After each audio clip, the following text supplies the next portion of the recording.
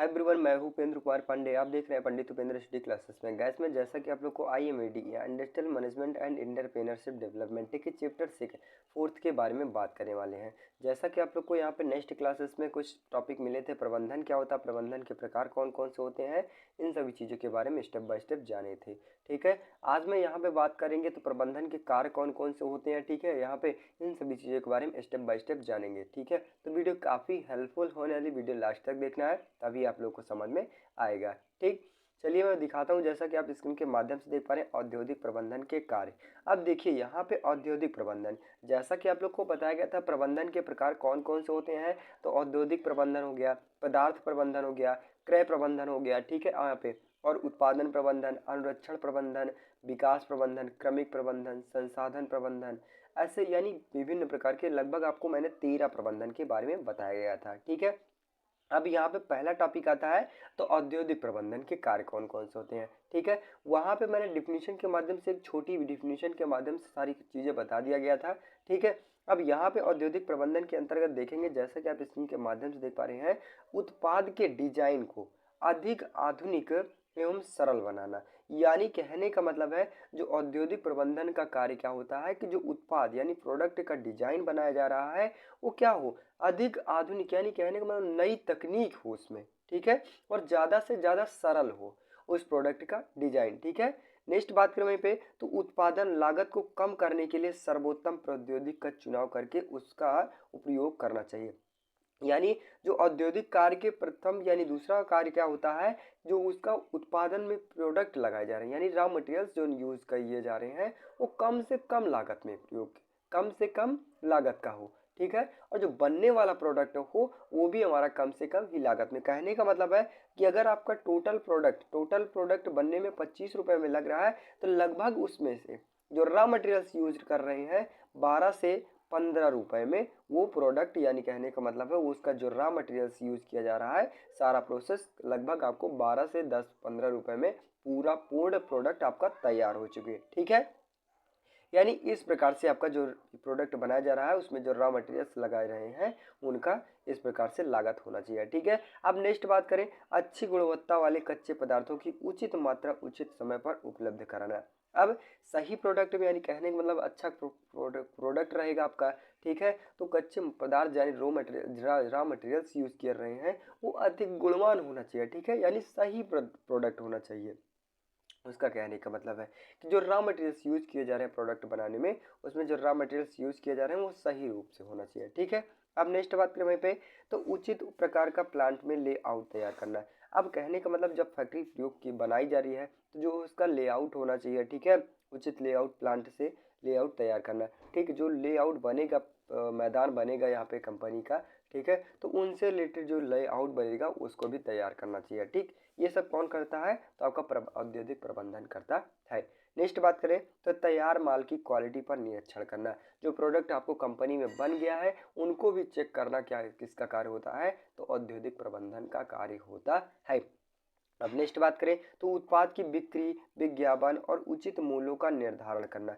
जो प्रोडक्ट बन गया, प्रोडक्ट की बिक्री किस बेस से की जाएगी और उसका विज्ञापन यानी किस क्या टेक्नोलॉजी है। ठीक है, और उचित मूल्य भी निर्धारण कौन करता है, तो आपका औद्योगिक प्रबंधन करता है।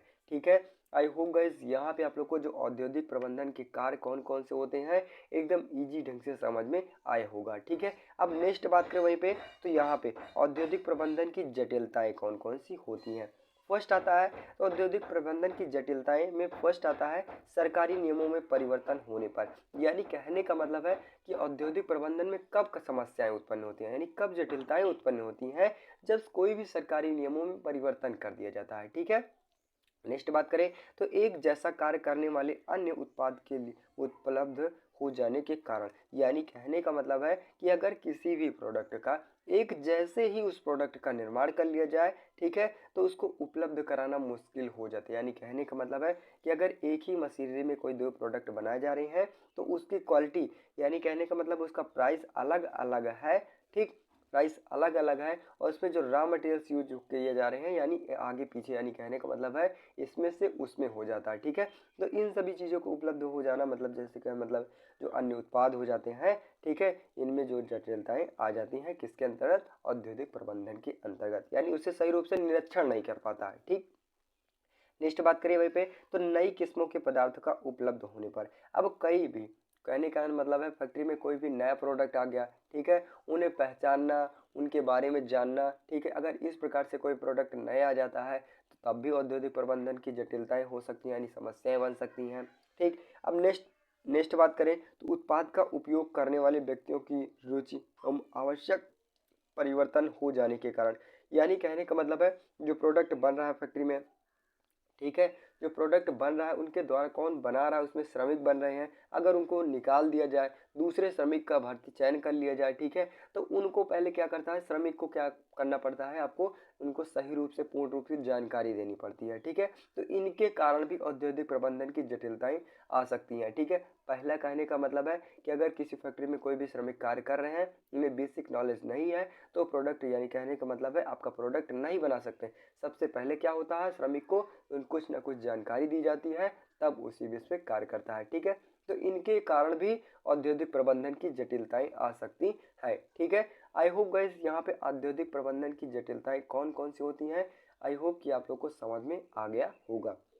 अब नेक्स्ट बात करें पे, तो प्रबंधन के कार्य कौन कौन से होते हैं। प्रबंधन के कार्य निम्नलिखित प्रकार के होते हैं। कौन कौन से कार्य होते हैं, तो यहाँ पे हम देखेंगे, जैसा कि आप देख पा रहे हैं, नियोजन करना, किसी भी कार्य को क्या करना, नियोजन, सही रूप से कहने का मतलब है पहले सोचना, ठीक है, सोचना, फिर उसकी प्रक्रिया जानना, तब उस चीज का नियंत्रण यानी कहने का मतलब है निर्माण करना, वो किसके अंतर्गत आते हैं, तो नियोजन के अंतर्गत। संगठन होना चाहिए, सभी रूप को संगठन रूप से होना चाहिए, नियुक्त करने वाला होना चाहिए।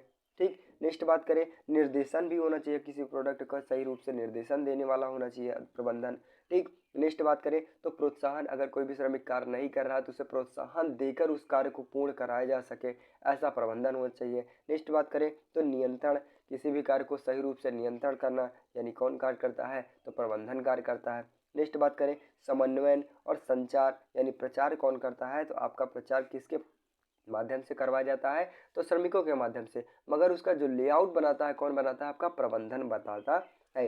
ठीक है, आई होप गाइस यहाँ पे आप लोग को आईएमएडी के जितने भी टॉपिक बताए गए, औद्योगिक प्रबंधन के कार्य कौन कौन से होते हैं, औद्योगिक प्रबंधन की जटिलताएं कौन कौन सी होती हैं, और प्रबंधन के कार्य कौन कौन से होते हैं, आई होप कि ये तीनों टॉपिक एकदम ईजी ढंग से समझ में आया होगा। तो बस गाइस आज के लिए इतना ही। वीडियो अच्छी लगी हो, चैनल पर नए हो, चैनल को सब्सक्राइब करिए। चैनल को सब्सक्राइब करते हुए कि बेल आइकन ऑप्शन आएगा, उसे प्रेस कर लीजिएगा। इससे क्या होता है कि किसी प्रकार की नोटिफिकेशन आपकी तक जरूर पहुंच सके। तो बस गाइस आज के लिए इतना ही, मिलते हैं नेक्स्ट वीडियो में, तब तक के लिए जय हिंद।